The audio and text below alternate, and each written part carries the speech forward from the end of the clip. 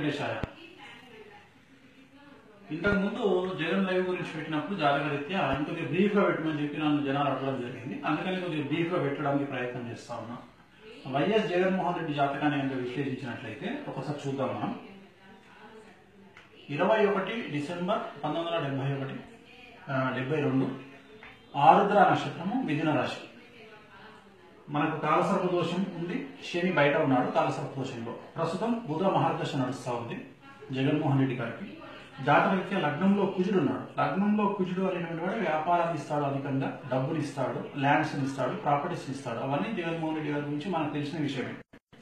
అలాగే లగ్నంలో కుజుడు అంటే పోలీస్ కేసులు, కోర్టు కేసులు ఇస్తాడు. సో జగన్మోహన్ రెడ్డి గారి జాతకరీత్యా మనకు తెలుసు ఆయన ఎన్ని రకాల మనకు తెలుసు. సరే, ఆయన తప్పు చేశారా చేయలేదా అంతా మనకు అనవసరం, డిస్కషన్ అనవసరం. బట్ జాతకంలో ఉంది కాబట్టి ఆయన ఆ కేసులన్నీ ఫేస్ చేశారు. రెండవది, మనకు రెండవ స్థానంలో బుధ శుక్ర, తులాలగ్నం అయింది జాతకరీత్యా. రెండవ స్థానంలో బుధ శుక్ర, బుధుడు ఉచ్చలో ఉన్నాడు, శుక్రుడు ఉచ్చలో ఉన్నాడు. అండ్ గురు చండాలయోగం ఉంది జాతకరీత్యా. గురు చండాలయోగం అంటే ఏం చేస్తుందంటే ఎంత మంచి వ్యక్తికైనా ఒక బ్యాడ్ ఒపీనియన్ జనాల్లో క్రియేట్ అయ్యేటట్టు చేస్తుంది.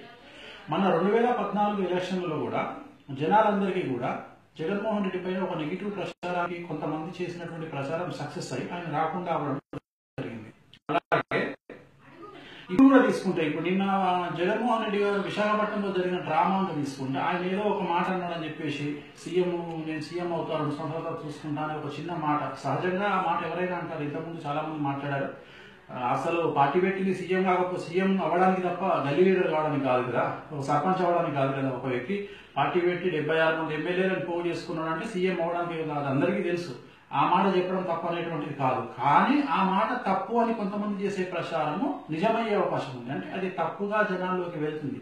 అదే జగన్మోహన్ రెడ్డి గారి జాతకం. ఇక్కడ జగన్మోహన్ రెడ్డి గారి జాతకరీత్యా ఆయనకు బ్యాడ్ వస్తుంది తప్ప వ్యక్తిగతంగా జగన్మోహన్ రెడ్డి బ్యాడ్ కాదు.